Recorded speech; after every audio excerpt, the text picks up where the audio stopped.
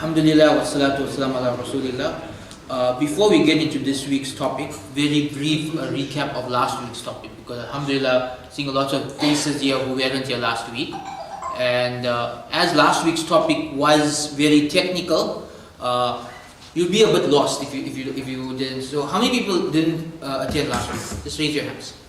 Okay. Did any of you listen to the recording of last week's? If you raise your hands, you listen to the recording. No. Okay. So I'll have to go through it again. But for those of you who want the recordings, the audio recordings of the series are available on muslimcentral.com, also on my iTunes channel and my Google Podcast channel. And hopefully from this session we'll have it up on YouTube as well, if you can get the video right. Okay. Otherwise, Muslim Central, everything's available there.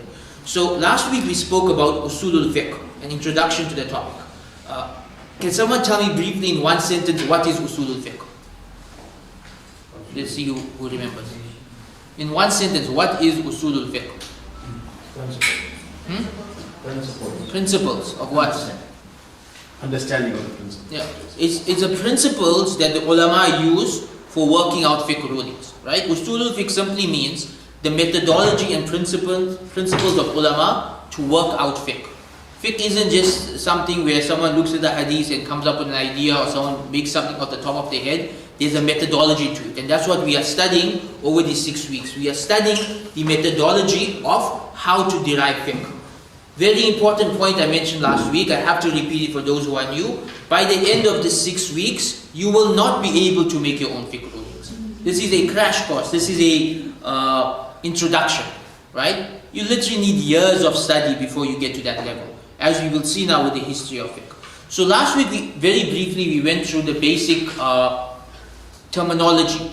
Fiqh means a human understanding of Islamic law. Sharia is Islamic law. Fiqh is a human understanding of Islamic law. Usul al-Fiqh is how a person derives the understanding of Islamic law. And we said that generally there's 5 categories of fiqh.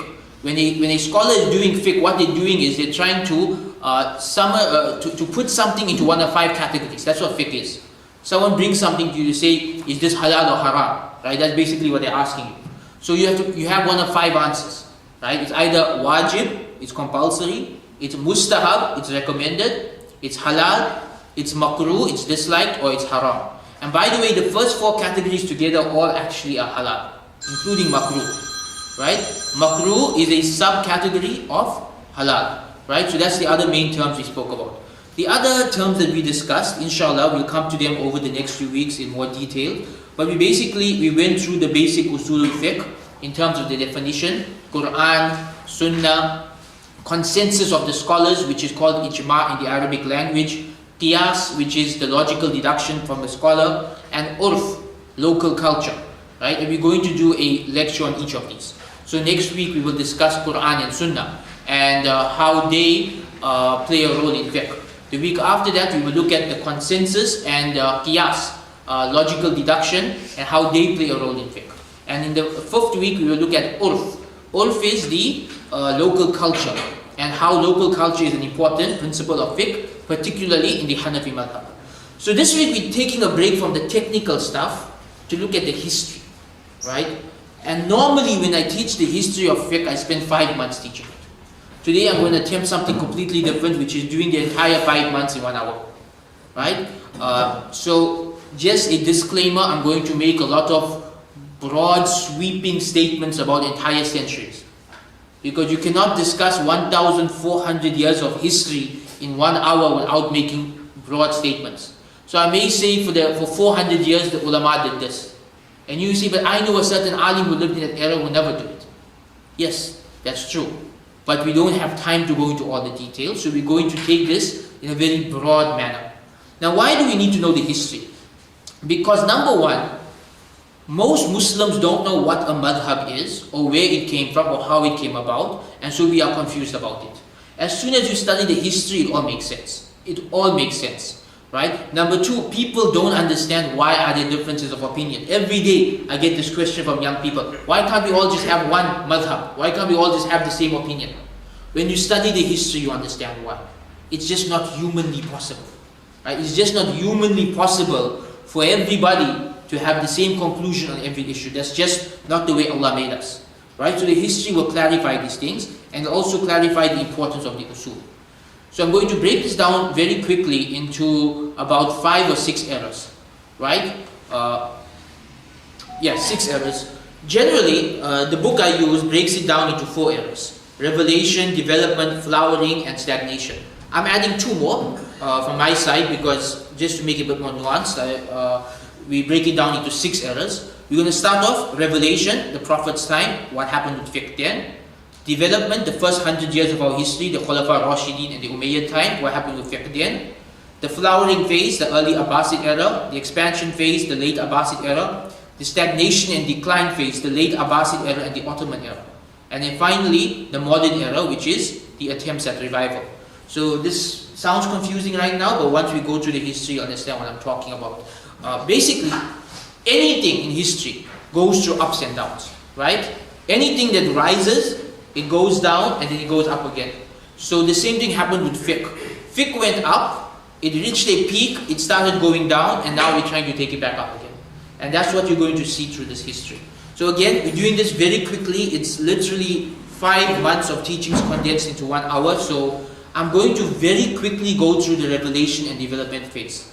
I'm going to spend most of the time on the flowering phase because that's the most important. That's when the madhabs actually came about.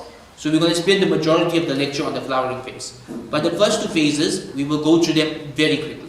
Number 1, obviously we go back to the life of Rasulullah sallallahu alaihi wasallam.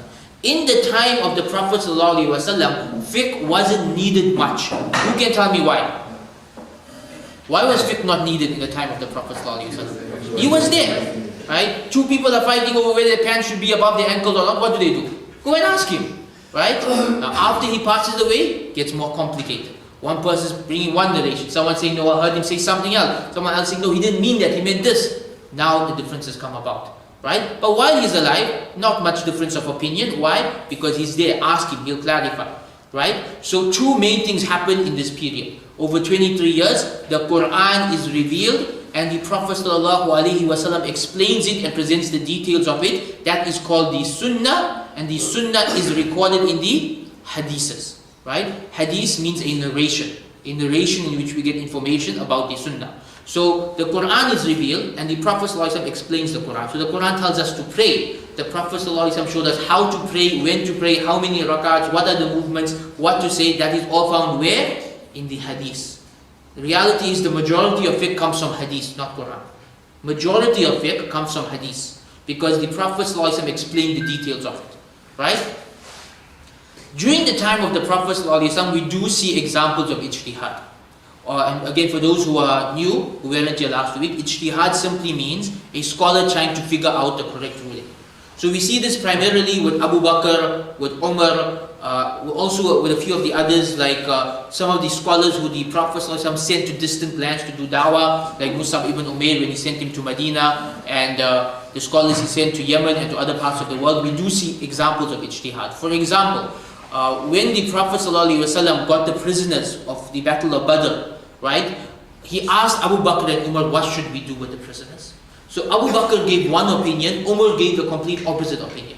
The Prophet ﷺ followed Abu Bakr's opinion, and then the Quran revealed that Umar was right on this issue.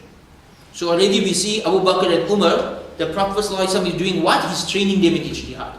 Another example, right? One of these scholars from amongst the Sahaba, the Prophet ﷺ sends him to Yemen. So before he goes, the Prophet ﷺ gives him advice. He tells him, if people ask you questions, what are you going to do? He says, I'll check in the Quran. So the Prophet ﷺ asked him, if you don't find it in the Quran, he said, I'll refer back to what you taught me, meaning Hadith. He said, what if you don't find it in the Quran or Hadith? Then the scholar said, I will use my mind. The Prophet ﷺ said, that's the right way. Right? So here we see the first examples of what? Qiyas. Right? Where the Prophet ﷺ is approving that a scholar, when he moves to a new land and deals with new issues, he's going to deal with Qiyas. So 4 things happened in this time. Quran was revealed, the Sunnah was developed. We see 2 schools of interpretation evolving. What do I mean by this? I gave the example last week. One group of Sahaba took whatever the Prophet ﷺ said literally. The other group of Sahaba, they looked at what does he mean? What is the context? Right? So we see, for example, Abdullah ibn Umar radiallahu anhu, he followed the Sunnah very literally. Right? He was extremely literal. If the Prophet said it, that's it. We follow it. Abdullah ibn Mas'ud radiallahu anhu, he would look at, okay, what did he mean? What was the context? When did he say it? Why did he say it? Who was he saying it to? Was it just for that person or was it for all of us? He looked at it from a different perspective. So we see two madhabs developing. One madhab, and they get the names in the next era, the people of Roy, the people of opinion. The other madhab, the people of hadith. Right? Ahlul Roy, Ahlul hadith. And number 4, we see examples of Sahaba starting to make ijtihad. Okay, so we'll go to that. That's very quick. Not much happens then that's related to our topic of fiqh because the Sharia was still being revealed. Okay, next period. The 1st century of our history, which is the time of the Khulafa Rashidin and the early Umayyads. Now, the history of Islamic writing begins when? Does anyone know in which century do we actually get Islamic books? In the 2nd century. Right? We don't actually have books dating back to the 1st century. Does anybody know why? Why don't we have hadith books or fiqh books written like 50 years after the Prophet ﷺ passed away or 60 years after he passed away? Anyone knows why? Paper from China. Paper, yes. Paper until that point in history was a Chinese secret. Around the turn of the century, the Muslims learned that secret from the Chinese and so they began to produce books. So it's only at the turn of the century we see the first books being produced. So in the 1st century of Islam, there are no books, there are no madhabs. Right? Rather, fiqh is a very practical thing. What happens? People go to the local alim. That's as simple as what fiqh is in the 1st century.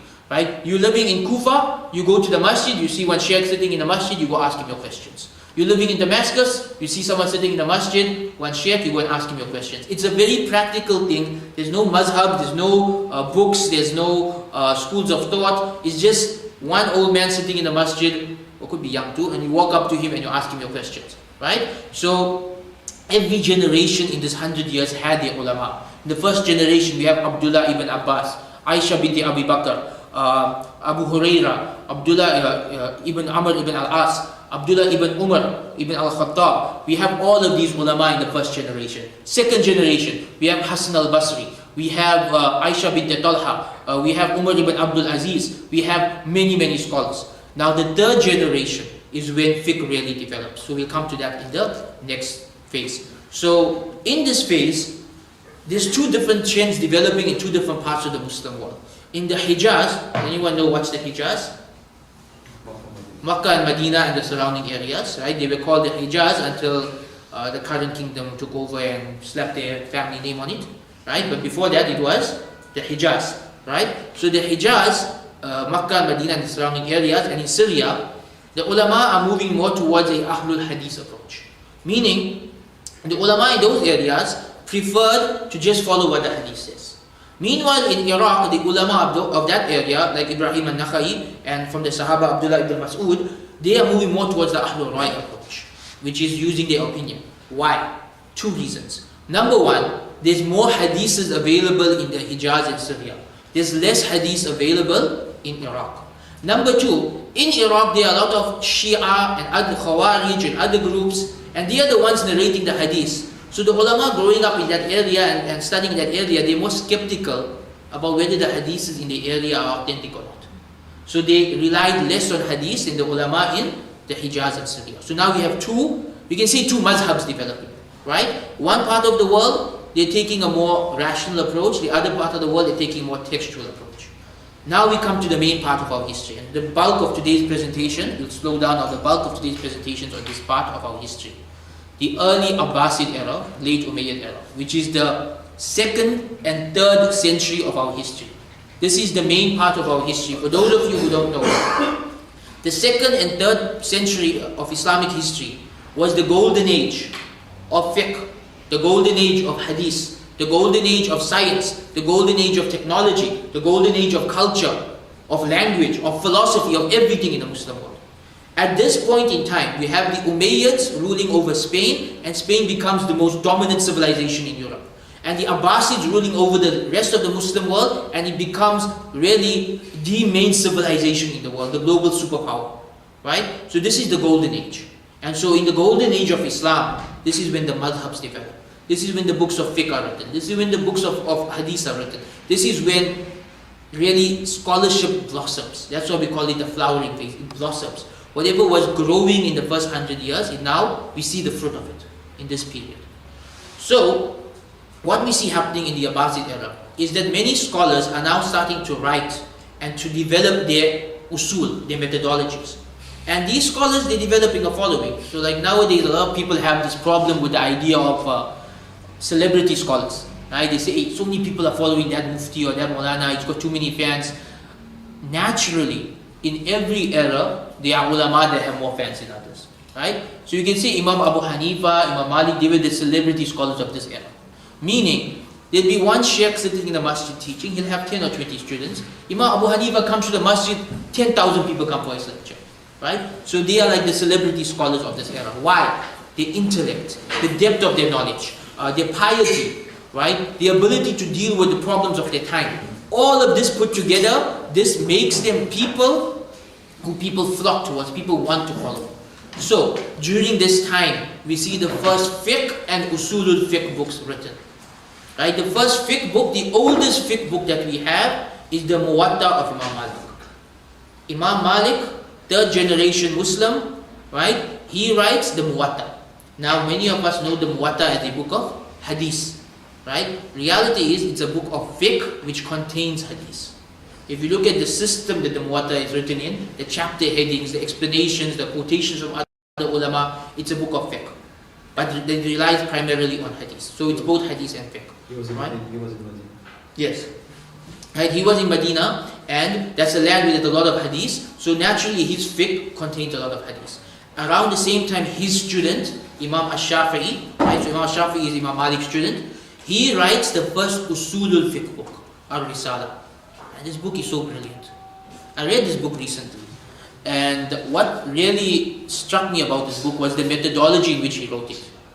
Imam al-Shafi'i wrote this book as a conversation between him and an imaginary opponent. Right? So he wrote this book in the form of a fictional conversation. Someone's asking him questions and he's answering the question. Somebody's refuting his point and he's refuting their point. But the entire thing is like a fictional conversation which teaches you all of Imam al-Shafi'i's Usul al-Fiqh. So it's very fascinating that the first ever book on Usul al-Fiqh was written in such a creative manner. It wasn't written as a dry fiqh manual like how we have nowadays. It was very, very creative in his style. Now there is something that happened in this time that made all of this take place. A few developments, but just to name a few. Number one, we said papers became available, right? So papers available, they can start writing. Number two, the ulama, rather the governors of this time and the kings of this time, they supported scholarship, right? So we start around 93 years after the Prophet ﷺ passed away. King Walid I, he establishes a new policy, which is the ulama are paid a salary by the government, right? His brother-in-law Umar ibn Abdul Aziz, when he becomes the Khalifa, he increases the salary of ulama. So now we're going about 50 years after that, people becoming ulama, they are guaranteed a good salary, a good life. Not like nowadays, right? So in that period, golden age, if you're becoming an alim in the golden age, you are guaranteed a good life for the rest of your life. If you look at Imam Malik, he took a salary from the government. He wore the best of clothes, wore the best of perfumes, lived the best of lives, right? They were guaranteed a salary and a good salary. You could live a nice life. So if you are an alim living in that time, you have money. You're not starving. You're not compromising your principles. You're not worried about how I'm going to support my family, right? You have access to books. You have access to other ulama. You have access to information. You have all of these new ideas. So at this time, for example, Muslims started studying Greek philosophy books. So from there, they get the idea of dividing things into topics and dividing those topics into subheadings. So now we have fiqh, usul al-fiqh, hadith, tafsir. From there, each of these are broken up into different fields, and those are broken up further, right? So they are taking knowledge from different nations and they are developing around that. So all of this caused the rise of the different madhabs. So during this period, between 10 to 15 madhabs become popular, right? There are between 10 to 15 ulama who gain a large following. These become the major madhabs of the time. So if we live during the golden age of Islam, they were not 4 madhabs as many people think. Right? This is a myth that there's always been 4 madhabs. Rather, in the golden age, they were anywhere between 10 to 15. It's hard to really say because each person had a different level of following. So you can't, sometimes it's hard to see, can we really consider this scholar as a madhab or just one guy with 10 students? You know, it's a bit difficult to see what we categorize as madhabs at this point in time. But just to go through some of the ulama of this period and the madhabs they developed. Number one, of course, Abu Hanifa. He was from the second generation, the Tabi'in. And living in Iraq, he took the Ahlul Rai approach. Right? So this means because he lived in an area where the majority of people who were narrating hadiths were not very, they weren't very authentic narrators. There's a bit of doubt about whether it's authentic or not. He took a very strict approach towards accepting hadith in fiqh. So he would not accept the hadith in fiqh unless it's reached like the highest levels of authenticity. And I can't go into the details of that now because we have to do an Usul al-Hadith class to understand that. But suffice to say, you will find in the Hanafi madhab more rulings based on qiyas and on culture than in the other madhabs because he had this approach. In Medina, Imam Malik develops his madhab. Very unique approach. The unique approach of Imam Malik is anything the people of Medina do is the sunnah. This is his approach. So if the people of Medina are doing something and the one hadith from one scholar says the opposite, he goes with what the people of Medina are doing. What do you think is the rationale behind this? These are the grandchildren of the Sahaba. Literally the people of Medina at the time were who? The grandchildren of the Sahaba. Where did they learn it from? Their parents who learned it from their parents, who learned it from the Prophet ﷺ. So in the Maliki madhab, we have a principle of fiqh called the practice of the people of Medina, which is considered a sunnah passed down through deeds, not through words. So that he gave preference to that over hadith. Right? So now you see now different approaches. Imam Ash-Shafi, he studies under Imam Malik. He's the next generation now. He studies under Imam Malik. He studies under Imam Abu Hanifa's students, and he develops his own approach. This is the pure Ahlul Hadith approach. Quran, Sunnah, then Ijma, then Qiyas, and just these four things. Right? So this is the Ahlul Hadith approach of Ash-Shafi. His student, Ahmad ibn Hanbal, takes the Ahlul Hadith approach even further. He says, even if the hadith is weak, we'll still use it in fiqh. Right? He is so strict on following hadith, he says, even if the hadith is weak, we'll follow it in fiqh. So now, you can see why there's difference of opinion between these four ulama, because their approaches to fiqh, very different. Now here's the thing, none of these approaches are wrong. It's just a matter of people developing the idea. Where was Imam Hanbal? Where was Imam? Okay, so he was in Iraq as well.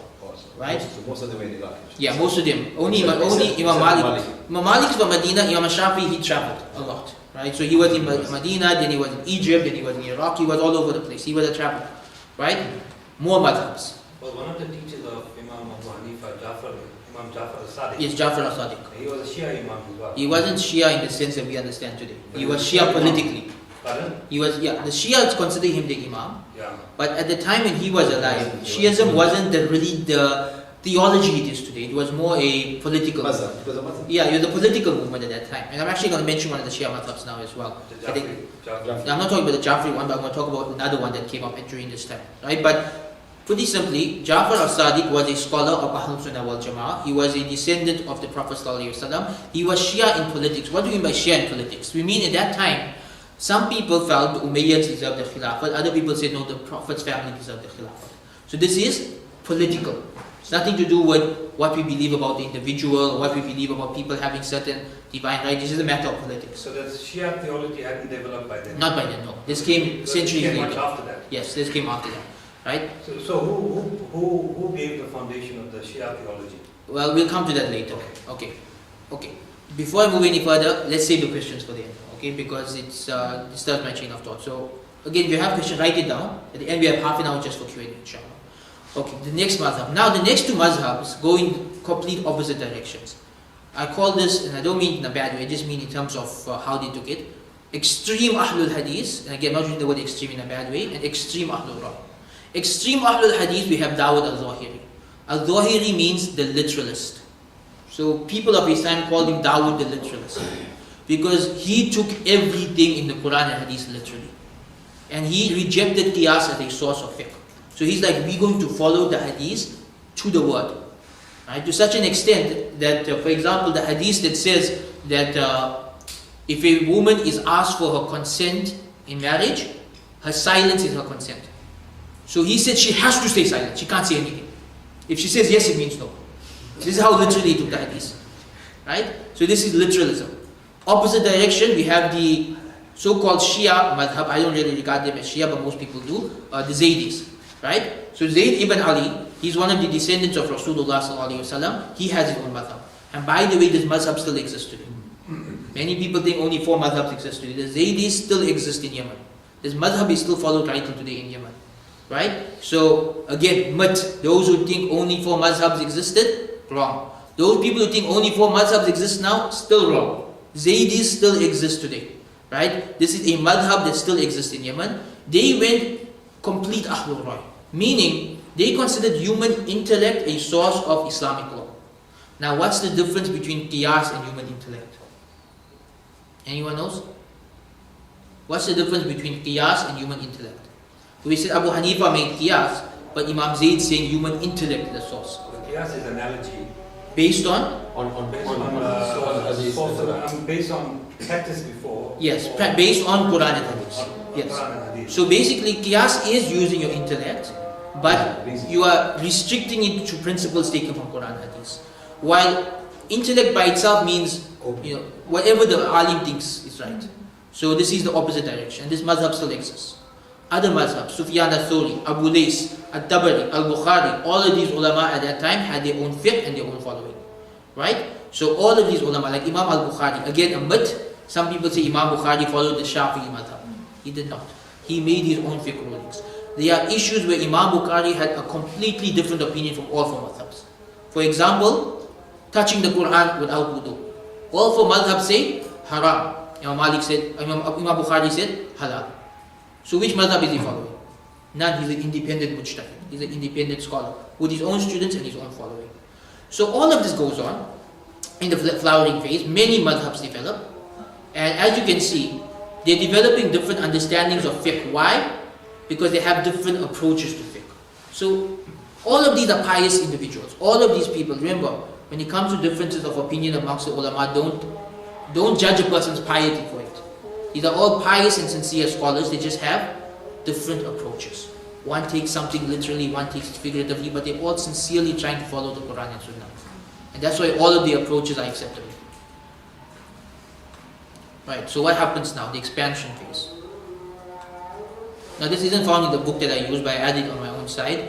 So basically what happens now is, over the next 300 years, the madhabs start to dwindle. So for example, Abu Lays, his followers don't last much longer because he doesn't have dynamic students. Right? For a madhab to last, it doesn't mean that not only the founder had to be a dynamic celebrity type of personality, but his students as well and their students as well. It's got to be this generation of scholarship keeping it alive. So Abu Lays, his students weren't as dynamic as him, and within a few generations his madhab disappears. The Zahiri madhab wasn't practical. It wasn't practical. So therefore you find throughout history, every few generations a few Zahiris pop up, but it never really sustained itself the way the other madhabs did. So for example, in late Islamic Spain, they were Zahiris.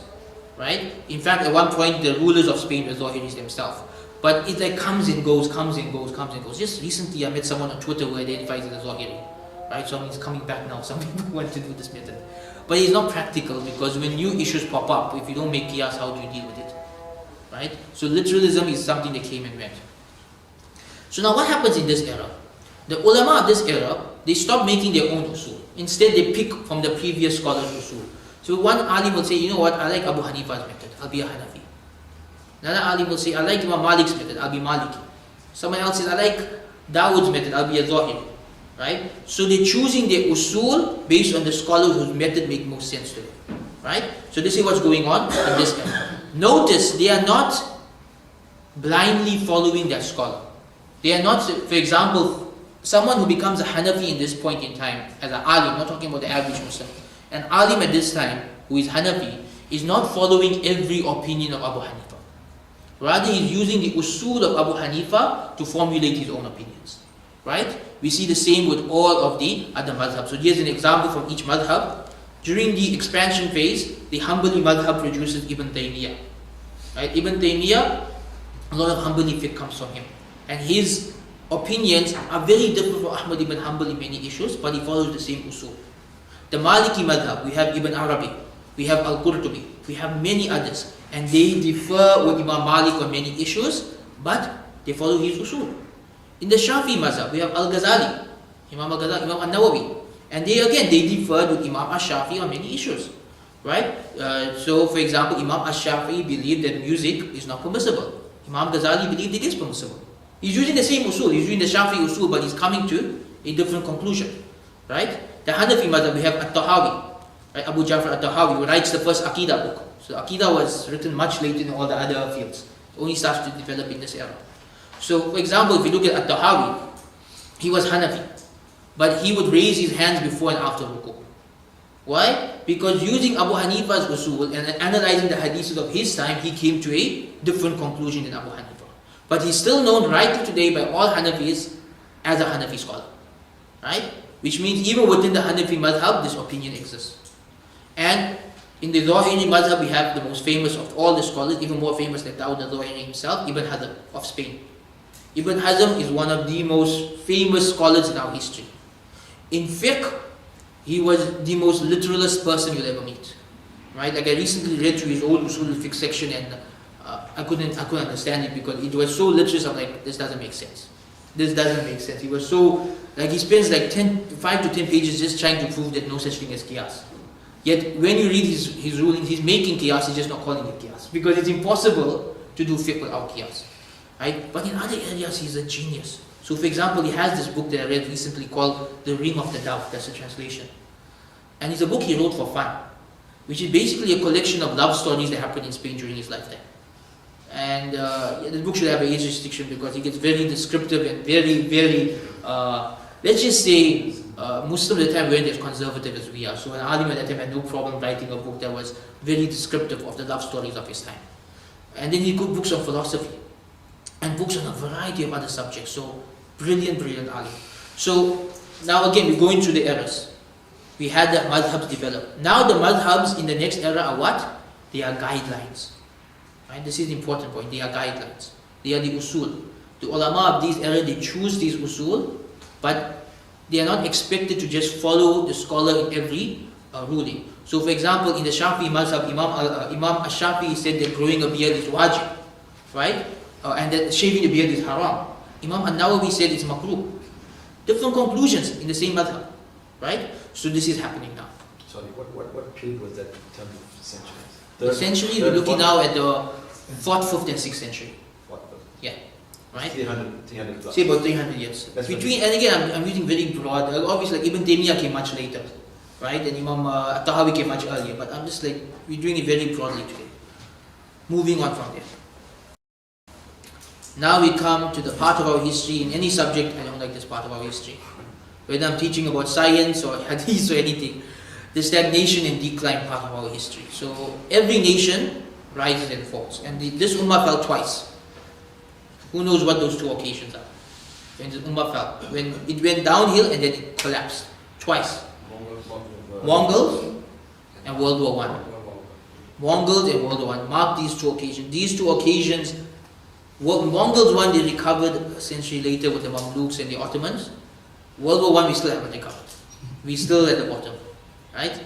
So what's happening now happened before. What's happening now with the downfall of the Ummah and the stagnation and decline, it happened at the time of the Mongols. And within 100 years the Ummah recovered. That's why I believe we can recover again. It is possible, inshallah. Right? So every nation goes up and down. Two major things, the Mongols and World War I. So what happens is that people start to take things for granted.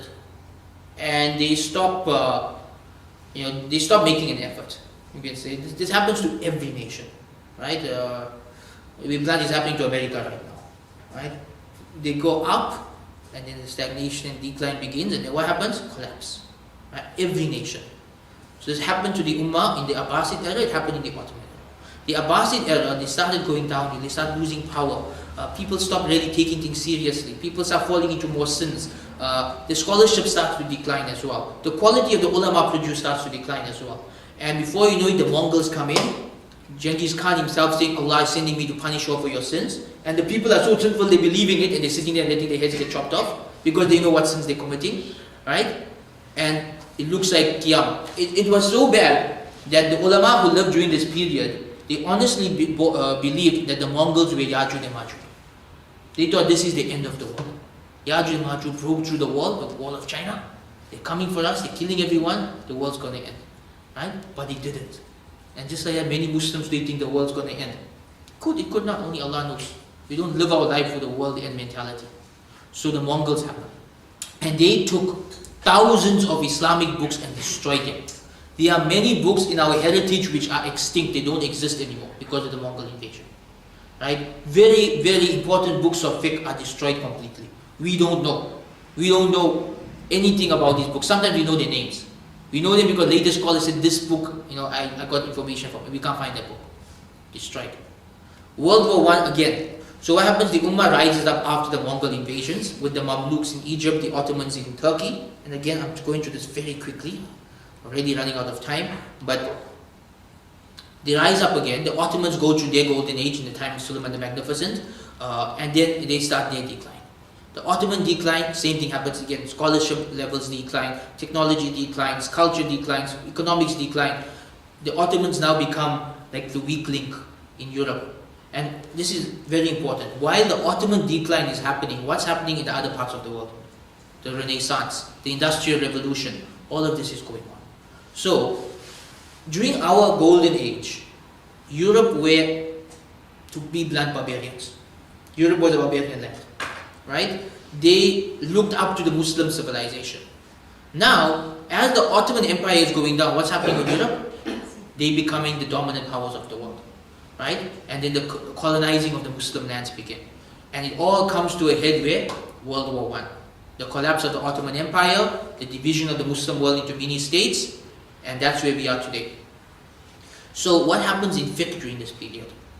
They simply stop producing real ulama.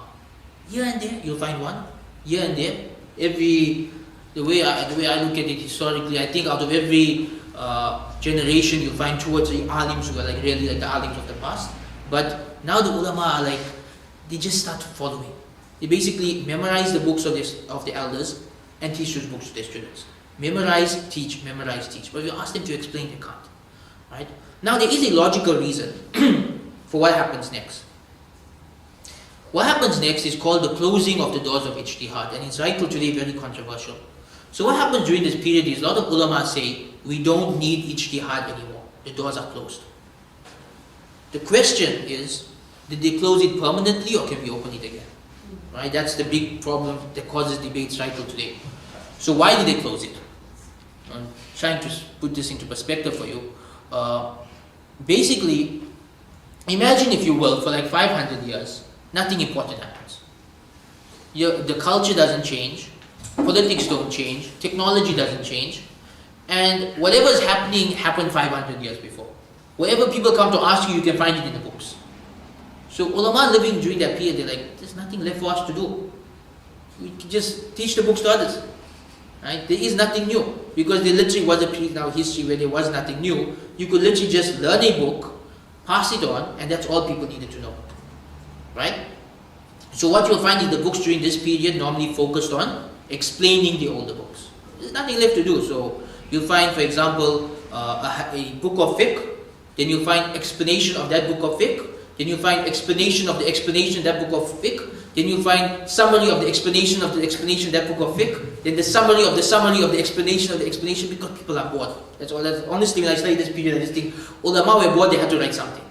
Right? So it's going around in circles. And during this time, everything falls apart. This brings us to the final stage. And again, this final stage is not in the book I used, but from my own readings of history, I worked this out. And that's the past 300 years. A lot of people think it's the past 100 years, but the ulama I'm going to mention go back to the 18th and 17th century. Revival. So what happens? Europe is rising. The world is changing. Colonialism. Industrial revolution. Ulama realize, hold on, we close the doors of ijtihad, we may need that again. Right? They realize, we may need it again. Things are changing. So during this period, 3 new approaches developed towards fiqh. So we can say in the 300 to 400 years before this, fiqh is now simply follow a madhab.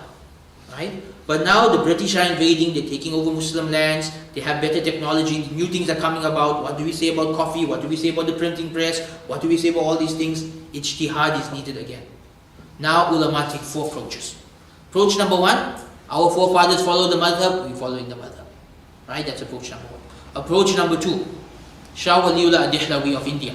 He says, hold on, we the ulama of the madhabs, we need to reopen the doors of ijtihad.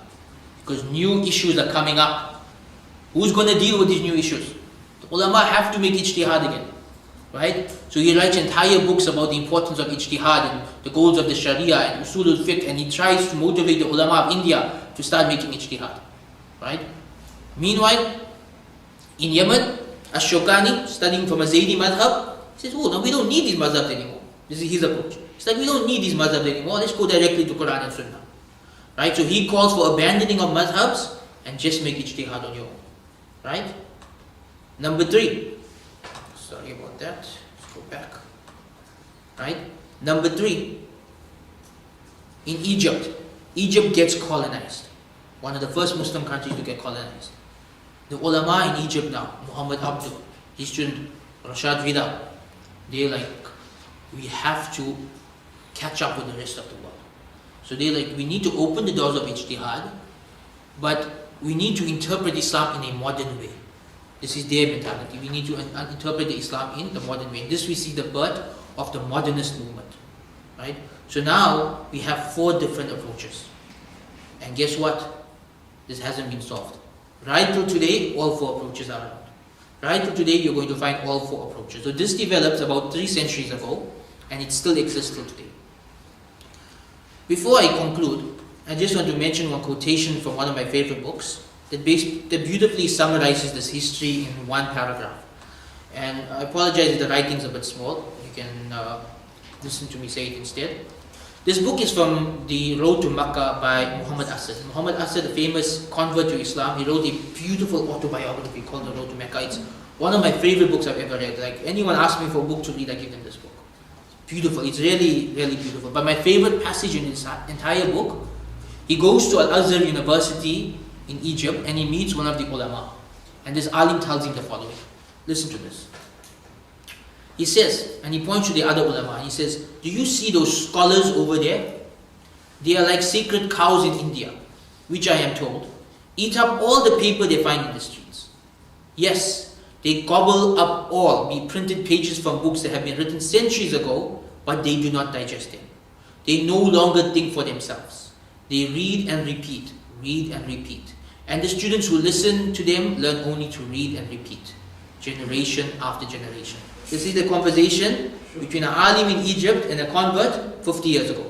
Right? So the convert asks him, but Sheikh Mustafa, Al-Azhar is the central seat of Islamic learning, the oldest university in the world. One encounters its name in every page of Muslim cultural history. What about the great thinkers, the theologians, the historians, the philosophers, the mathematicians it produced over the last 10 centuries? Listen to his reply. And again, this conversation summarizes the whole history. He says they stopped producing them several centuries ago. And he said, perhaps not quite. Here and there, an independent thinker has somehow managed to emerge, even in recent times. That's what he's saying. Here and there you will find, yes, you will find Ash-Shawkani, Ibn Taymiyyah, Shah Waliullah, independent thinkers are emerging here and there. But on the whole, Al-Azhar has lapsed into the sterility from which the whole Muslim world is suffering. Important, I'm not talking and picking on one university, I'm talking about the whole Muslim world. Right? And its whole impetus has all but extinguished.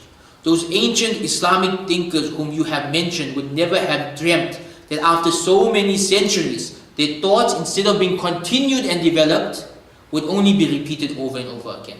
You think Abu Hanifa, Ash-Shafi'i, Malik, they thought people are going to follow their word as if it's the word of God? No, they were academic, intellectual thinkers. And they thought their students and their students and their students will follow in their footsteps. But things changed. Right?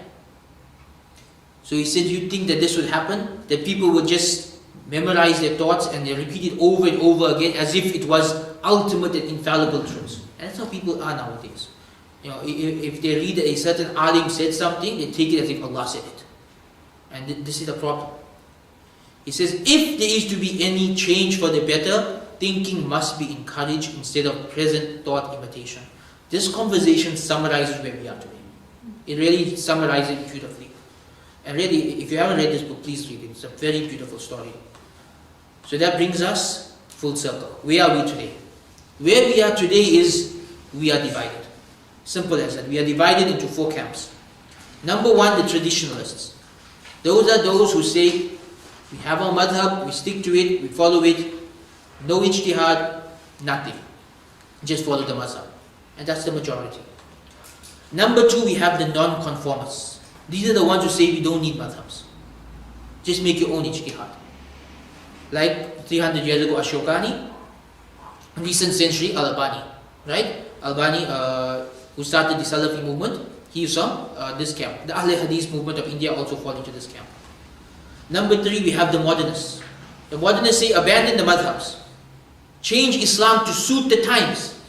Right? This is their methodology. Islam must suit the times. And this is a dangerous methodology. Very dangerous methodology.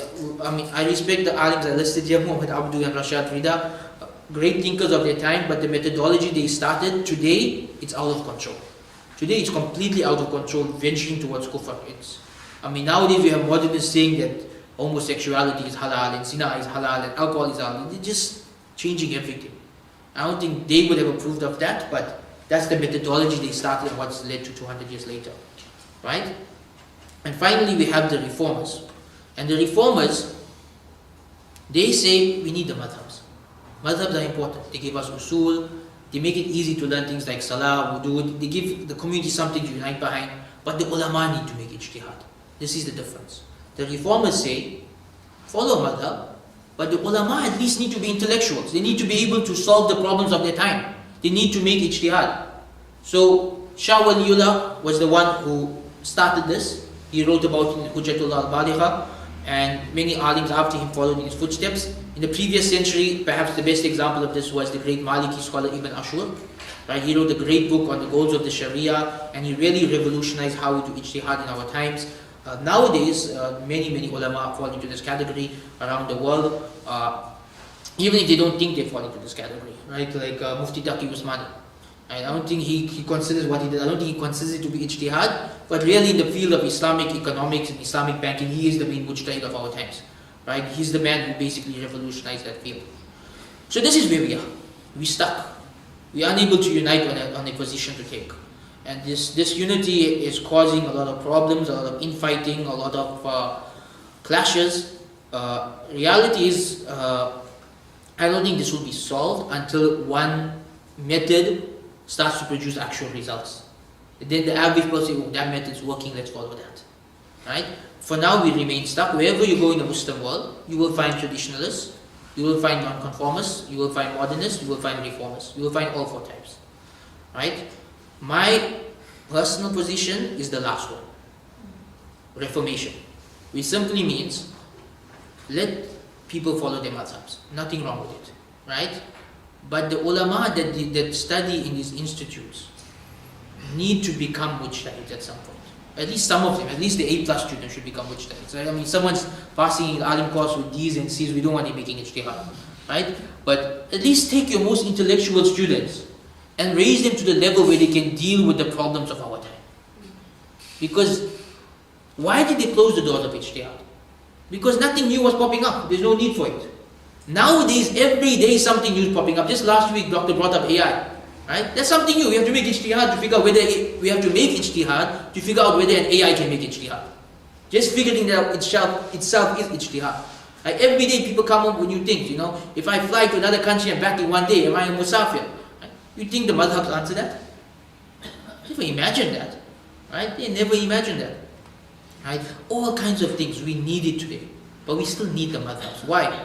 Because, you know, from my personal experience, abandoning the madhabs, especially for the average Muslim, it just leads to confusion.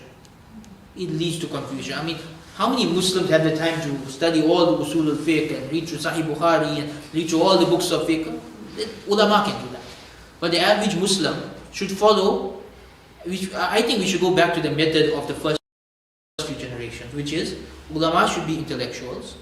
And if the ulama are intellectuals, then the local people can follow them, and they will actually give them solutions to their problems, rather than just memorizing and passing on. So that's the history, and I hope I didn't come across as too rough or condensating on any of these positions, but I'm very passionate about this topic, because we as a community, to move forward, to be blunt, we need a South African fiqh. Right? We cannot import fiqh from India or Saudi Arabia or somewhere else. We need a South African fiqh. It can be based on the Hanafi Usul al-Fiqh, it can be based on the Shafi Usul al-Fiqh, all of that is fine. But we have to deal with the problems of our land. We have to make fiqh relevant to our land. And for this we need a new generation of ulama who are trained in this field. And that's going to take a while. Right? That may take an entire generation or two, if you can get moving in that direction. So, Jazakallah khair to all of you for your attention. I know this was a lot to take in 50 minutes. As I said, I normally spend 5 months teaching this.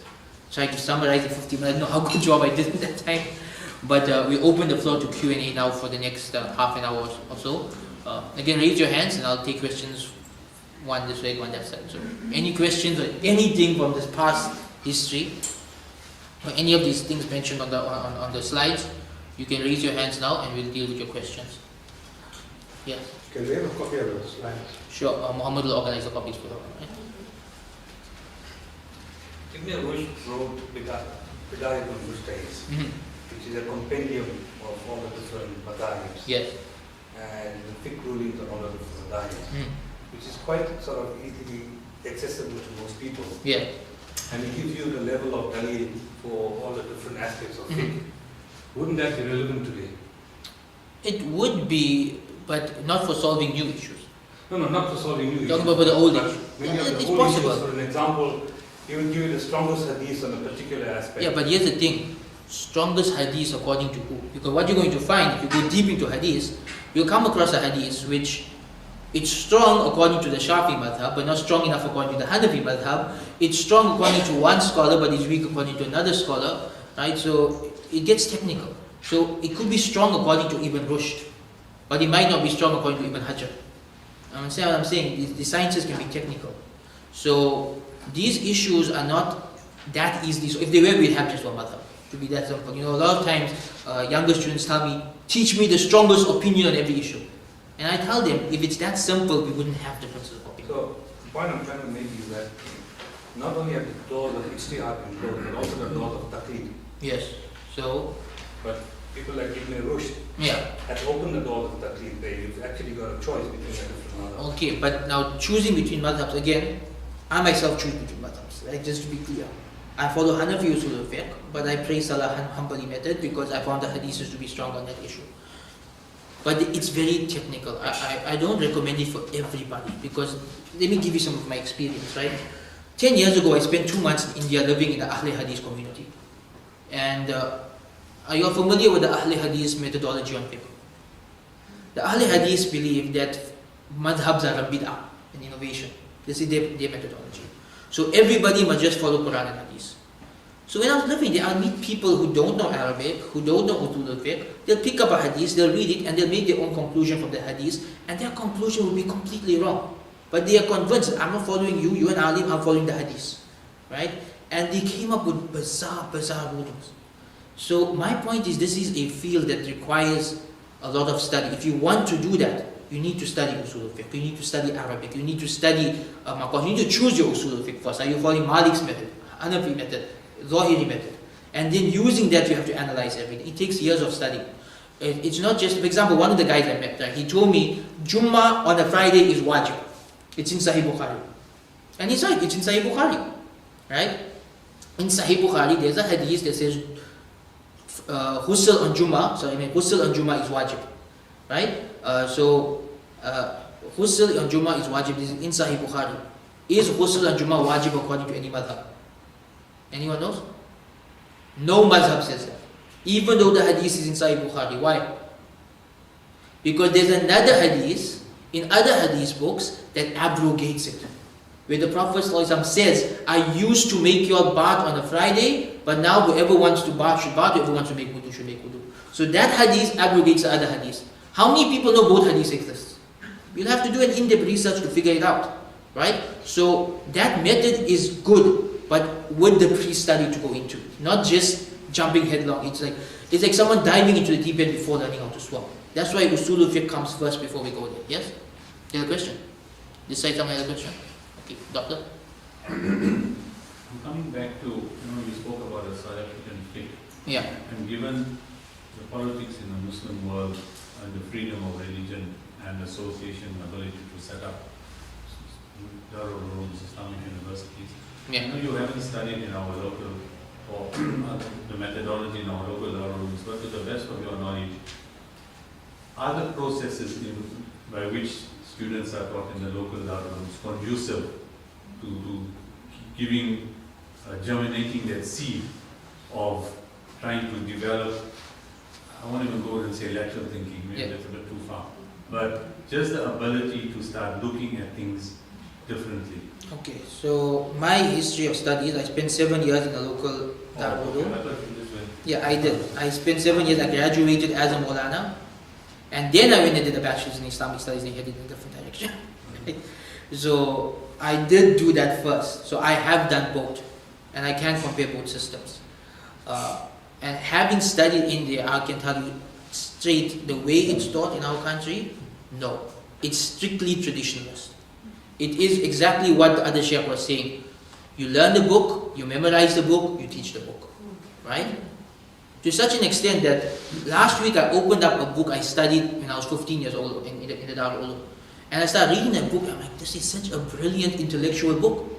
It's a magnificent book. I mean, if studying it now, it's blowing my mind how amazing this book is. But when we learned it in the madrasa, we basically memorized the book and had to repeat it word for word in an oral exam to pass. And not a single student in my class understood it. Not a single student. It was literally just learned for the sake of memorization and passing an exam. And they forgot it as soon as the exam was over.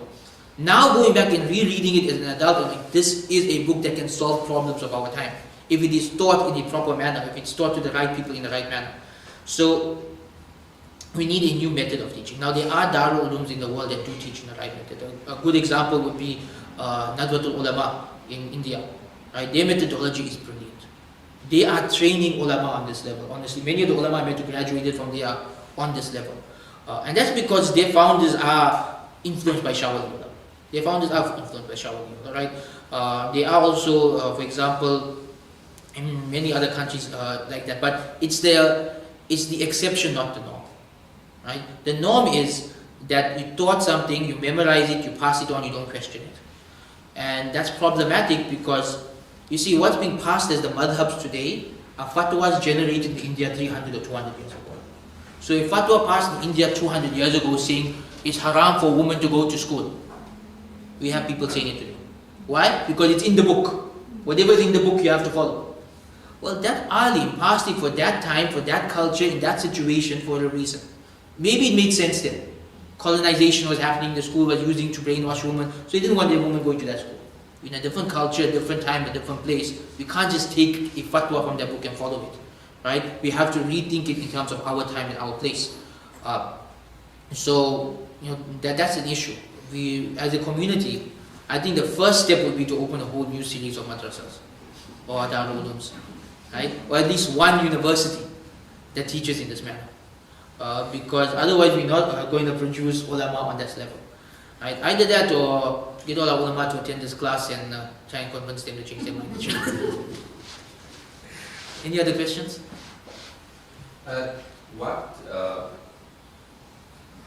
does where the ulama or scholars studied and where they're based in around the world affect their thoughts? So, for example, from my limited reading, the Maliki scholars in Spain had more open-minded to like subjects like music and so forth because they were in Spain, Spain musical culture. Other Maliki scholars in Arabia, and that's the same for the Hanafi in the Ottomans compared to the Hanafi in the subcontinent. Yeah. And how does where the base affect, and then how does that become legislated? Okay, so we're going to discuss that in week 5. Week 5 is about urf, local culture, which is an important principle of fiqh in the Hanafi and the Maliki madhab. According to Imam Abu Hanifa, Imam Malik, Fiqh should be based on the culture you are living in, right? So this is why you will find, actually Imam Shafi, Imam Ahmad ibn Hanbal also agree on this. They just didn't use a term for it. They didn't use the term for it, but they do have this in their madhabs. So for example, even today you see this. The Shafi madhab, Imam Ash-Shafi was of the opinion that for a woman to cover her face is compulsory. If you go to a Shafi country like Malaysia today, nobody covers their face. No one tells him to cover her face. Not a single Shafi alim said it's compulsory. Why? Because that fatwa doesn't make sense in their culture. It doesn't make sense in their culture at all. To tell the women of Malaysia to cover their faces would not make sense. They won't understand. What are you telling us to do? I mean, the men lower their gaze. Have you been to that culture? Do you see how men lower their gaze in their community? There's no need for how respectful they are for women. There's no need for that. Ash-Shafi lived in a different time and place. He lived in a place where every woman covered her face. For a woman to reveal her face was a problem. Right? So his fatwa was affected by the culture he lived in. The Shafis today affected by the culture they live in. Right? It's the same across the globe. Now, there's two ways it affects them. One is like this, where they're actually using the usul. The other is where they take their culture as the religion. And that's when it becomes a problem. So for example, someone goes to Saudi Arabia or to India to study. And then they come back to South Africa and they try to make this place like Saudi Arabia or India. That's a problem. That's a major problem, because now they're essentially trying to enforce a foreign culture upon their lands. Right? So we see this a lot with people who study in Saudi Arabia and then they go to the USA or the UK and they just try to Arabicize everybody. Right? It doesn't work. You have to adapt to the local culture. So this is a principle, we'll cover it in details in week 5. The maxim is al-adat muhakkam. Local culture is the deciding factor. Which means, according to all four madhabs, when there is a clash of cultures and none of it is haram, that's the key point, none of it is haram, you go with the local culture. Right? Meaning, someone saying wear kurta, someone else is saying wear shirt and pants. So long as your shirt and pants are not violating the condition of the Sharia, which is covering from your navel to knees modestly, wear shirt and pants. It's local culture. Right? So this is where the principle comes in. We will spend an entire hour just discussing it, all the ins and outs of it, how it works, what's the restrictions, all of that, inshallah. My follow-up question to that would be, so there's an opinion that because the Maliki madhab was based in the westernmost country at the time, Spain, and had interaction with Europeans, and used the fact that Europe colonized a lot of the world, Yeah. there's a movement back towards the Maliki madhab because it incorporates a lot of Western culture and makes it easier for people living in the West I've seen that happening in America, not here, but in America. It makes sense there. It makes sense for people in America to follow. But again, remember, fiqh is going to differ from place to place. So if someone's in America, I would actually tell them Maliki madhab may be better for you. But in South Africa, we have to face reality. Hanafi madhab is dominant here. But the Hanafi usul allow us to do the same thing. Because urf is part of the Hanafi usul of fiqh. Right? So we can use the Hanafi usul, still be Hanafi, and come up with those same fatwas. Right? Because it doesn't go against our usul of fiqh. So there's no need for us to change our madhab completely. You know, say, okay, you know what, the guys in this class will be the first Malikis of South Africa. Right? And let's relearn fiqh from beginning. Let's learn Maliki salah, Maliki wudu, Maliki everything.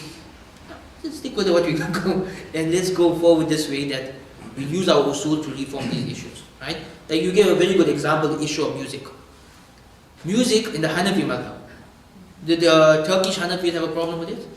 No. Did the Indian Hanafis have a problem with it? Some yes, some no. Why? Their cultures. Right? In the Turkish culture, music is such a norm that even the Hanafi ulama had no problem with it. Right? Because culture affected their madhab in that way. And this is again, many people, they think the madhab is just what Abu Hanifa said. It's not. It's 1,000 years of scholarship, evolving in different parts of the world, affected by the local culture, affected by the local things. And so you can't just take it as if it's the word of Allah. It is the words of people. Right? So yeah, we will talk about culture later, inshallah, another day. Any more questions? Yes, Professor. This may be no time to discuss. Just some comments. First of all, on someone that we came, I think last year, from Nagwa. And he was there at Darul-Islam. And basically what I was saying, that the Darul Nizami syllabus or curriculum must be put aside, because there's too much of emphasis on ibadah and very little on muamalat. Right. What I was saying is that today's time, there should be greater emphasis on muamalat and less So that's what was Okay. talking about, right? The second one is, the al-Hadith. We know we have, okay, I won't mention the name, we have families in South Africa belong to al-Hadith. Mhm. But they not simply disagree with the opinion, they actually swear, literally swear the imams. Yeah, I met them as well. Right? Yeah, yeah. Okay, and the third one is the Muslim personal law. The bull that was drafted by Maulana Madh'habs of Islam when he came to South Africa, the Shaykh Umar, it's based on all form of that. And a lot of it is based on Maliki madhab, because it's not practical today to actually implement Muslim personal law based only on one thing. Okay. So this is my Yeah, so again, the 3 points, hope I remember all 3. First point I forgot. Yeah, I forgot the first point. Your first point was about? That's it. That's That's curriculum. Oh, the curriculum, it's a good point, yeah. I'll forget that one. Okay, so he's saying that our curriculum locally focuses on acts of worship, Arabic word is ibadat, not on our worldly dealings, the muamalat, right? So in fiqh we have 2 categories. The ibadat, the salah, zakah, fasting, hajj, jihad, this is called the ibadat, acts of worship. On the other side we have the muamalat, marriage, divorce, business, all of this. Now, our local curriculum, we teach people salah, zakah, hajj, all of that. How many of us actually learn the fiqh of business? Nobody. Not even our ulama learn the fiqh of business, you can say honestly. Many of our ulama don't know the fiqh of business. And Imam Abu Hanifa was very strong on it. Imam Hanifa was a businessman, he was a wealthy businessman, right? So, we have to adjust our curriculum accordingly. I believe this is I actually came up with a curriculum recently, I was developing my own, and I realized for high school, right? Primary school, my opinion is this, primary school we teach ibadat, we teach them salah, zakah, all of that. High school, we teach them fiqh of marriage, fiqh of divorce, rights of the spouse, fiqh of business, fiqh of employers, fiqh of employees, teach them all of that. So when they graduate high school, they know how to live life, right? This is something we need to do, this has to change. So you're right about that. Right? The other points you mentioned, they're taking from the Maliki madhab for certain laws because it's more convenient. Again, across the madhab, the ulama can say, okay, on this issue, this madhab is stronger, let's go with it. And we have seen that, like we said, the issue of covering the face. Shafi madhab is very clear, women must cover their face, but today the Shafi ulama follow the Hanafi madhab on that. What does the Hanafi madhab say? Women don't have to cover their face. But they took that from the Hanafi madhab because it's more suitable to our times. Right? So we can do it the opposite way as well. In fact, another thing people take from the Hanafi madhab is Mufti Taqi Usmani's fatwa on Islamic banking. Right? That's based on Hanafi Usul al-Fiqh. But nowadays all the madhab follow his fatwas. Even Maliki, Shafi'is, they all follow what Mufti Taqi Usmani says on that issue because it makes sense. What he says makes sense and he is very strong in his opinions and he gives proper dalail and all of that. So we can borrow across madhabs like that based on evidence and need, but only when the proper usul fit in, not based on desire. It mustn't be based on, I like this fatwa. It mustn't be like, fatwa that music is halal, I like it, so I'm going to follow it. Fatwa that don't have to dress in a certain way, I like it, so I'm going to. If you're following it based on what you like, you're not following the fatwa, you're following your nafs. Understand? It must be based on what makes sense according to the usul al-fiqh. That's what we have to go with. That when I use the usul al-fiqh, what conclusion do I come to? Right? So that's what we have to keep in mind because many people nowadays, this is where the modernist camp comes in, they move towards what I like. Right? They will find a way to twist it to go towards what they like. And that's a problem. Right? Otherwise, in of itself, it's not a problem. In fact, we need cross madhab discussion on every issue. And there are councils that do that in Saudi Arabia, in the UK, in USA. Ulama from all the different madhabs get together once a year, they discuss issues, they discuss from all the different perspectives, and at the end of the day, they all follow one united fatwa sometimes, if they end up agreeing, even if it comes from a different madhab. Right? So that does happen, just, I think we need it more over here. In other countries, it is happening. One of the problems we have in the history is that the compilation of a hadith only took place almost in the latter part of the 2nd and 3rd centuries. Yeah. Whereas the madhabs preceded. That's true. So Malik, Shafi, Hanbali and Hanafi preceded Bukhari, Muslim, Tirmidhi and others in the compilation. Yeah, that's Okay, true. so historically there's a big gap I think in terms of the compilation of hadith Can you imagine them quoting hadith 250 years after the death of the Prophet? Mhm. To what extent those hadith were actually sahih? Mhm. And that was, I think, is the biggest. That's the doubt people have. Yes. Okay. So with the result that what I'm asking, my question I'm asking now is that let's say the Hanafi fiqh, Yeah. which started just 140, 150 years, whatever it was, right? Malik was about 90. Yeah. Yes, 90 Hijra, right? Malik was about 90 Hijra, then came the others. The point is, to what extent did the fiqh of Hanifa, Malik, whoever it is, interrogate the hadiths in Bukhari, Muslim, and the Sitta Sahih, for example, and revise their fatwa if based on that? Because it's just amazing, to see the question of hadith coming so much later. And I'm reading a lot of other things right now in one book on fiqh as well, and I can just see all the different contradictory hadith. Yeah. So hadith, again, this is a whole separate subject. I know, We will do that. we will do it, right?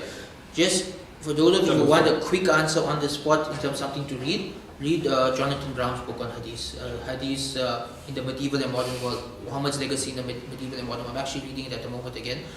He discusses all of this, he clears all these doubts up, and he explains all the controversies over hadith very clearly. So basically what he's asking is that fiqh books came first, then came hadith books. Right? 2nd century we have Imam Shafi, Imam Malik writing their books. 3rd century we have Imam Bukhari, Imam Muslim writing their books. So this makes some people doubt hadith, that's number one, the authenticity of hadith. Number two, it makes others doubt whether the madhabs are actually based on hadith or based on something else, right? So we have two opposite doubts to deal with. Okay, for those who doubt the hadith, the thing is, these ulama were following hadith. It's just that they didn't have access to as many hadiths as we have. Right? So Imam Malik's Muwatta is full of hadiths. There are hundreds of hadiths in there. Right? That is the earliest hadith book to read. The biggest hadith book to reach us is by who? Imam Ahmad ibn Hanbal. Imam Ahmad ibn Hanbal's hadith book has over 24,000 hadiths or something like that. That's before Bukhari and Muslim, right? Of course, it has weak hadiths as well because we said he took weak hadiths in fiqh, right? So the point is, hadiths did exist at that time, and hadith books did exist at that time. It's just that the history of hadith also went through stages. So we had the compilation phase, then we had the authentication phase, then we had the peak. You see, Bukhari and Muslim were the peak of writing hadith. But there were collections in the generation before that, there were collections in the generation before that. They just were still working out, For example, Imam Ahmad said, okay, let's find all the hadiths I found and put them all together in a book. And then he should Imam Bukhari said, okay, let's go through this and see what's authentic and what's not. So it's a process, it took a few years. Now what happened when later scholars found hadiths contradicting their madhab? Easiest example, Hanafi madhab, you can't combine your salah when traveling. The hadith on that is very clear in Sahih Bukhari. The Prophet ﷺ and the Sahaba combined the salah when traveling. Right? That's why we have later Hanafis like Abu Ja'far al-Tahawi, Shah Waliullah, not following the madhab on these issues. They don't. They're like, Imam Abu Hanifa was wrong on this issue. There's nothing wrong with saying a human being was wrong on an issue, no matter how much we love him and respect him. Right? The issue of reconciling the madhabs with the hadith, every madhab had scholars who did that. In the Maliki madhab, we had the scholars who did that. In the Shafi'i madhab, trying to remember some of the Imam Nawawi was the one who did for the Shafi'i madhab. Right? We see it in his commentary on Sahih Muslim and his Kitab al-Majmu'. That's basically what he does. He reconciles hadiths from the later books with the Shafi'i madhab, and he changes some of the positions of the madhab accordingly. Ibn Taymiyyah did that with the Hanbali madhab. Right? So there are scholars who did end up doing that as well. So that's my quick answer. Again, inshallah, we will do full course on that. In fact, next week our topic is Quran and Hadith. Right? So we will discuss a bit more about Hadith next week. One more point, remember your second point now, forgot to address it. Some of the Ahl Hadith swear the Imams. Right? So when I was in India, the last time I was in India, I went to one city and my friends told me, be careful, there's a group of people here. And they're very extreme. So I said, what do you mean by extreme? So the people came to meet me. They're like, what do you think of Abu Hanifa? I said, mashallah, it's a good Imam of fiqh. You are kafir. This is exactly it. Anyone who respects Abu Hanifa is a kafir, who says these words. Hope no one took that as a recording and cut my voice out saying that. This is the extreme that I found in India. Right? That pushed me away from that way of thinking because people that line of thinking are very extreme. How do we deal with that? Firstly, no Muslim in the past 1,400 years had bad thoughts about these four Imams. All of them, even those who didn't follow a madhab like Albani and Ashokani, they loved and respected all the imams. Right? They just felt themselves on the same level as the imams in terms of being able to make ijtihad. But nobody in our 1,400-year history had a problem with the imams themselves. Right? So now for people to come and start swearing the imams and talking bad about the imams, this is a bid'ah. I mean, this is a bid'ah. For someone to swear the imams and to say that if you believe in imams, or for those who say that madhabs are bid'ah, they are making bid'ah by saying that, because madhabs are a natural thing. It's just what's going to happen when people get together and discuss fiqh. They're going to form a madhab. I guarantee you, if ulama today abandon the madhabs, start making their own ijtihad, start making their own usul fiqh, they will end up with new madhabs. And their opinions will be very similar to these madhabs. Right? So it's just a matter of people coming from strange backgrounds, they're saying strange things. Honestly, how to deal with that group, I think you need to teach them this history. History may soften them up, but they're like, okay, these were great people and there's actually a natural order of what took place here. It's not just something somebody invented. I think that's an extreme reaction to blind following too. You notice whenever people go on one extreme, the reaction is always opposite extreme. So when people start saying you must follow Abu Hanifa and everything, the opposite extreme was whoever follows Abu Hanifa is not a Muslim. Right? People like jumping between extremes. And Islam is always the middle path. Right? So that's the path I've chosen. I decided to go through it. One more question. I think we got two more questions. Oh, two more. Most of the fiqh and most of the madhabs originated in countries where Muslims were in a majority. Mm-hmm. Now there's a sizable portion of Muslims living as minorities in different parts of the world. How much of work has been done on the fiqh of minorities? Okay. Because our challenges are vastly different. That's true. Than from the madhabs that originated in Muslim majority countries. That's true. That's true. Good question. So his question is, the madhabs originated in Muslim majority countries. We're living in Muslim minorities. What's being done about that? Two things. Number one, brother, we mentioned earlier, the Maliki madhab developed in Spain, where the Muslims were the minority. Right? So that's why in America and stuff, a lot of people are adopting Maliki fiqh, because it was adapted in a Muslim minority country, and it's actually very suitable for practicing in places like America and things like that. For example, in the Maliki madhab, the later Maliki madhab, the early Maliki madhab, it was different, but with the later Maliki madhab, that which developed in Spain, they had no problem with music, right? Because music was part of the Spanish culture. And you will find later Maliki scholars saying it's halal, right? And we find Malikis in America saying the same thing today, right? So that's one point. The other point is, what's being done about it now? Well, that's really what we want to do here. In America, in the UK, they have their own councils where they get together and they discuss the fiqh of minority and they find solutions and they work it out. We're not doing that in South Africa. That's our problem, our country only. The other countries are doing that. For example, they have committees where ulama from all the madhabs get together and they discuss, what do we do about insurance? Is there a way to allow it? Right? What do we do about stocks and bonds, and what do we do about the fact that in this country you can't own this without insurance, you can't own that without insurance? How do we resolve this? And they discuss it for hours and they come to a practical fatwa. So this is being done in the USA, this is being done in the UK, it's just a matter that we need to start doing it in South Africa. Right? So people are working on that in other countries. Inshallah, we can copy them into something similar here. I'm just going to go back to development. I'm trying to, how do you build the gravitas? Let me give you a simple example. Right? Okay, you mentioned Taqi Usmani because that field of economics and Sharia banking hadn't been developed. Yeah. So he did everything, as you mentioned, and he built up the gravitas and the reputation to be followed. Around the Cape Accord, those who signed it, or there was a whole backlash against even saying let's talk to the Shias, for example. And it carried on until that Maulana came from India at Orient, forget his name now. Jamil. Right? Tariq Jamil. Yeah. So until Tariq Jamil came and said in the lecture, there must be peace between Shias, the same people who were prepared to lynch the signers of the Cape Accord and something similar were suddenly silent. So obviously he had that gravitas. Yeah. How do you build that around the modern issues? If it's going to originate in South Africa, for example, what lineage do you have to come through in the Darul Ulooms, to build up that? I mean, let's say something similar. Look, I went to the Yusuf Patel was there for a few hours. The South African Ulama conference over 3 days. So I attended all 3 days, right? And from the Deobandi, it was all the big hitters from all over the country, right? But a simple thing, like talking about politics in the masjid, let alone standing as an alim or getting involved in politics. They were reverting, as you mentioned, to something had said someone in India In the colonial 200 period. years ago, right? And that guy said that, and that is like, that has to be the basis on which we even discuss this going forward. So I'm saying, what gravitas do you have to have, or lineage, to build up that Taqi Usmanic type of thing that you can eventually say, yes, you know, and it is right to be able to talk politics, given the exact future of where our country is heading. For example, how do you build it up? Okay, that's a question I thought about for many years. Right? How do you build up to that level where people take you seriously and actually follow you? Or do you build somebody up in our community that people take serious and follow in this area? Couple of points that come to my mind about it, because I spent many years thinking about it. I still don't have an explicit answer, but just a few points that come to my mind about it. Number one, I believe that change comes naturally and gradually, right? Meaning, if some people are doing this work, first they'll get 10 people listening to them, then those 10 people will tell their friends, and then they'll tell their friends, and over 10 or 20 or 30 years, that person builds their following. It's a very slow, natural thing.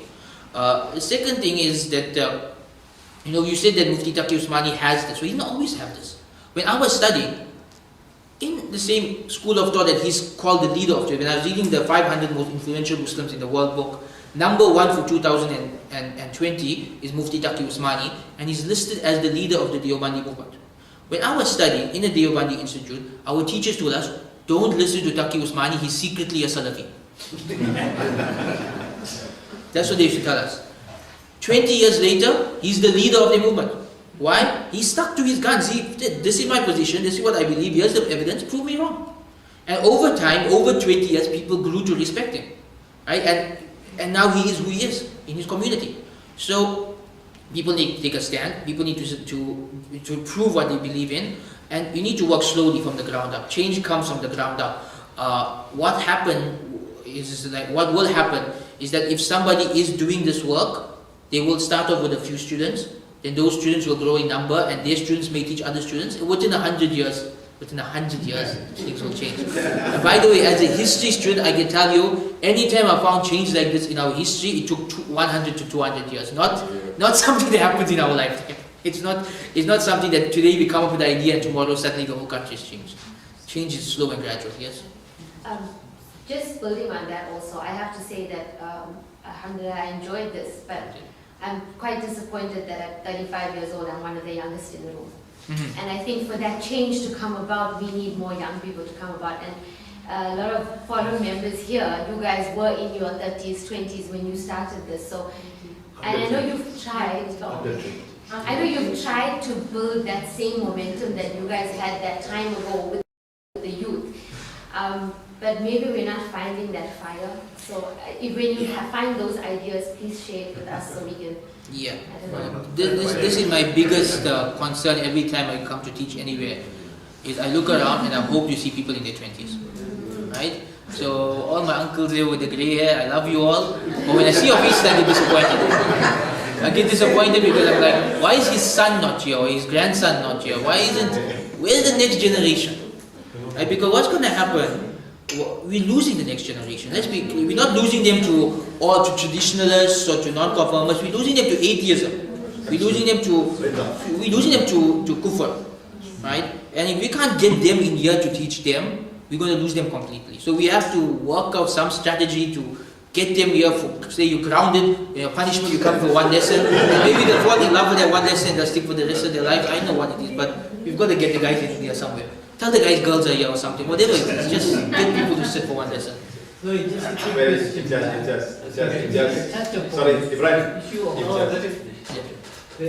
You touched upon the issue of Shia, Shiism, and how would that relate to the fiqh side of things? So the Shia also have their own madhabs. Like how we have the people of opinion and people of hadith, they also have the same thing. They have the Usulis and the Akhbaris.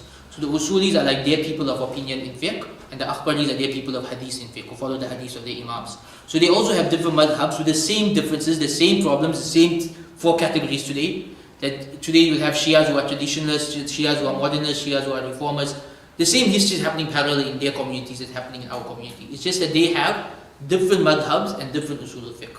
But literally the same history is happening parallel in their community. But they've kept the doors of ijtihad open. All the time. They've never closed the doors of ijtihad in their madhabs. Maybe, It's yeah. always been open. Yeah, that's true. If we examine all the various scholars, I mean the imams that have developed different madhabs, fundamentally, in terms of the fundamental principles of aqaid and things like that, there isn't much of a difference. No, not in beliefs. It's on the ancillary It's things. only in this, what we call this, what I told last week, fiqh is a person's interpretation of Islamic law. That's where they differ, in how they interpreted and worked out Islamic law. As far as belief in the 6 pillars of Iman and the 5 pillars of Islam, that's consensus. And that's the area where you're not going to find differences between these. It's just a matter of how do we do it. That's where you find the difference. And that's why I say these are not important So differences. if one examines the time of Prophet ﷺ himself, how he taught the Sahaba immediately around him, he had a very balanced approach. Yeah. This is my reading, I mean, I may be wrong. He had a very balanced approach, very pragmatic approach. And the academics that some of the scholars who went through in terms of developing the sciences, these are very important and good beacon kind of treasures for the Muslim community. But the Prophet had a much more balanced, he wasn't extremely pedantic about issues to the extent that, I'm not talking about the imams, but Nowadays, the students of the imams. And have we not got lost that's true, we have. as a result of that? And therefore, to transcend from one and take the best out of it, we have a balanced approach and take the best from each scholar, because each scholar in his own right had developed a science, and if you find something that makes logical sense, for example, combining the salah, any other, like when you're going for Hajj, at times I think to follow the Shafi mazhab is easier. So the fundamentals are there, and if one examines all the prophets, how did they teach their communities? I think when we get the academic aspects are very, very good. They're very good beacons for us and they treasures to us. But if you look at ordinary people like myself, what is important is we must be able to practice Islam in an easy way, and Islam is easy. And here's the thing, practical. Whatever you said, I agree most of it, but there's the thing, what is the job of an alim in fiqh? What do you think is the job of an alim? What do you think Abu Hanifa and them defined the job of the alim as being? To solve people's problem and make Islam practical for the people. When Imam Abu Hanifa became involved in this field, he did it for 2 reasons. He wanted to solve people's problems and he wanted to make life easier for them. He didn't do it like how we're doing nowadays, where we're literally doing the opposite.